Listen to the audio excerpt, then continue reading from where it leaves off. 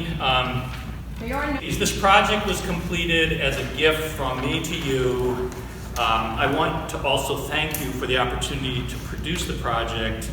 It's really a gift from you to me as well. As I learned these pieces, there's a lot of detail in them. I used a digital collage method which brings together images, not necessarily in predictive outcomes. Like, you know, you put one image next to another image, you don't know necessarily what the relationship is going to create. So I invite you, as you are able and willing, just take a look at them. I'm sure you're going to bring personal things to them that I hadn't even considered. I'd love to hear about that stuff. Okay, because welcome that input from you, certainly.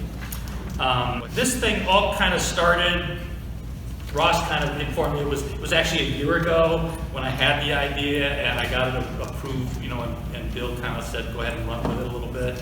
And then, so over the summer, last summer, I was working on the concepts, and then last September 2018 is when we got session approval to go ahead and do it.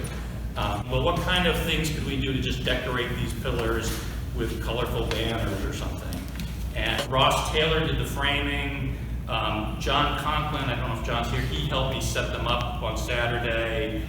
Certainly everybody that was part of that group and the music and worship committee supported me when I would present proposals for each one of these. I'd send the JPEG images to them and they would show them at session meetings, I guess, and I would get input from people.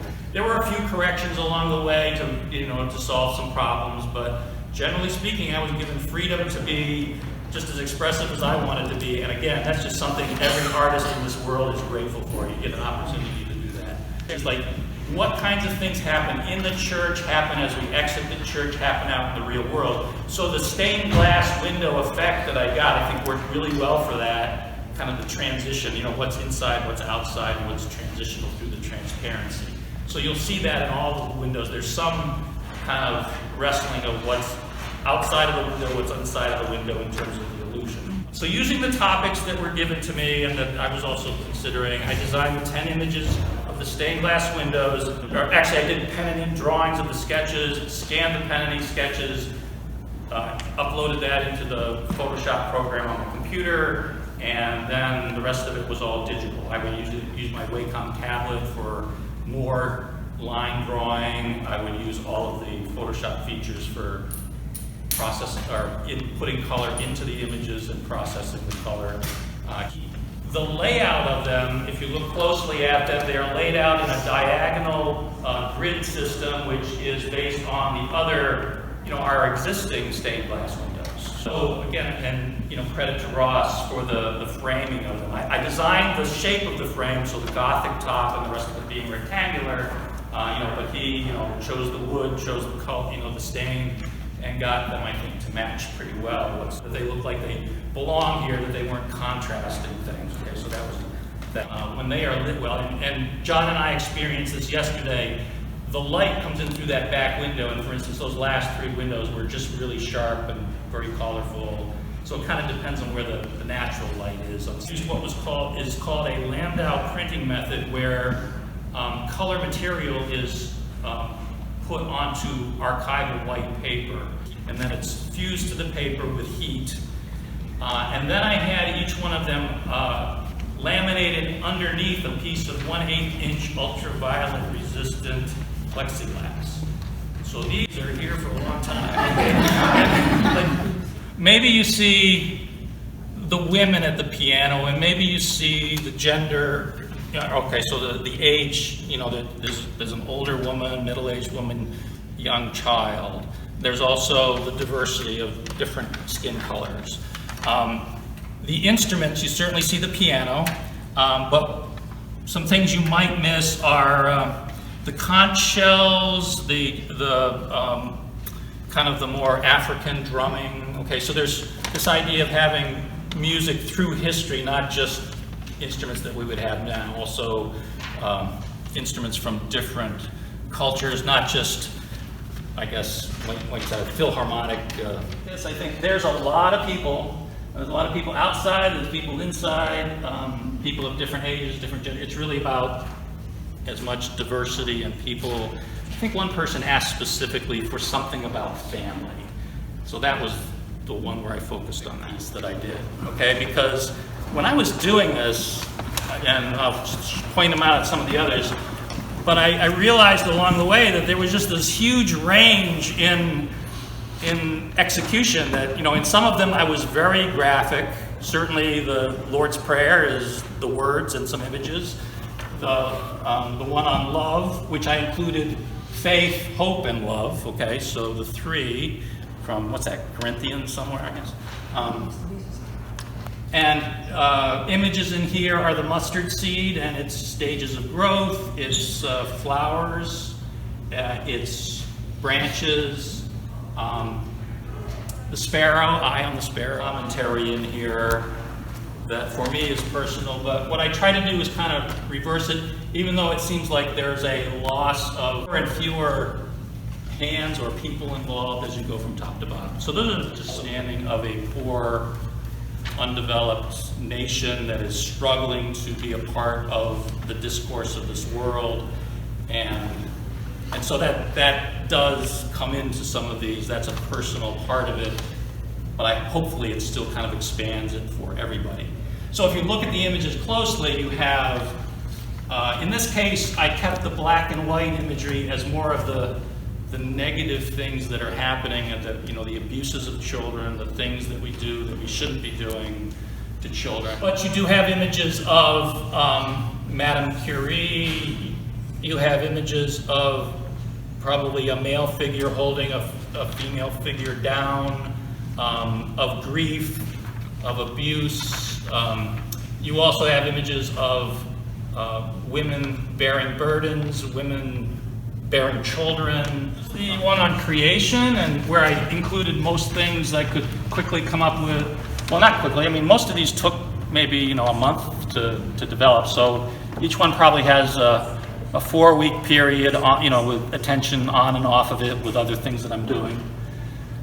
But certainly flowers and fauna and insects and reptiles and amphibians and beasts of the sea and beasts of the land. There's a little DNA image here of I think that's the Y chromosome. There's one on, so there's worms too, so again, when you think of things, you start thinking in terms of the range of things. And one thing this project did kind of bring to light for me was this notion that just seems like everything has a huge range of possibilities. You have on the outside of the grid are actually 4 images, and these would be what in many religions or many faiths are called the elements of the earth, okay? So you have images of water, images of wind, images of earth, and images of fire. And then on the inside, I have this really goofy, kind of fun, I don't know, that's the way I kind of look at it, but it's kind of, to me, it may be the Holy Spirit, or a spirit that is kind of tweaking and accepting and gesturing to all of these things, delivering food to a homeless person. There's a person gathering water from a well in the desert. There's a person taking a plastic, soda can thing off of a bird. Maybe these images are resonating with you and things that you've read and know. There's a firefighter. I think there's all kinds of service and mission that we can do.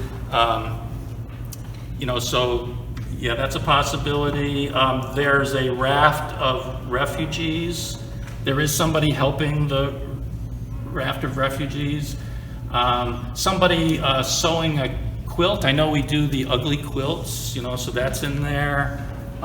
There's also an image of AIDS quilts, that image was one that I took from I typeset it backwards, so it goes from bottom to top, which is, I think, the way we pray, is from here outward or upward. I didn't know this was going to happen, and I wasn't thinking, and at some point I actually thought that I should change it because the word "our" you can see how that pops out.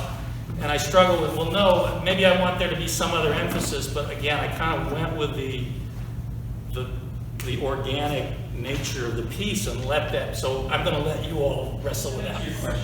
Yes, yeah, I mean, because I think when you start something, you don't always know, you don't know the end. And so You've got to just believe that it's going to be something. Yeah. Yes, Phil? I'm just a question. If we had a little brass plaque on each one, Originally, we're doing, I mean, we discussed we discussed cutting holes in the wall and having actual stained glass windows, okay? Or recessing these into the pillars, or, there were, and I think along the way, we also were talking about how we were going to label them or title them. Titles. right, that's what you were talking about. yeah, I don't want an elaborate thing, just Right, paper. A lot of this was inspired by the church of St. John the Divine in New York City. I mean, their church is full of art.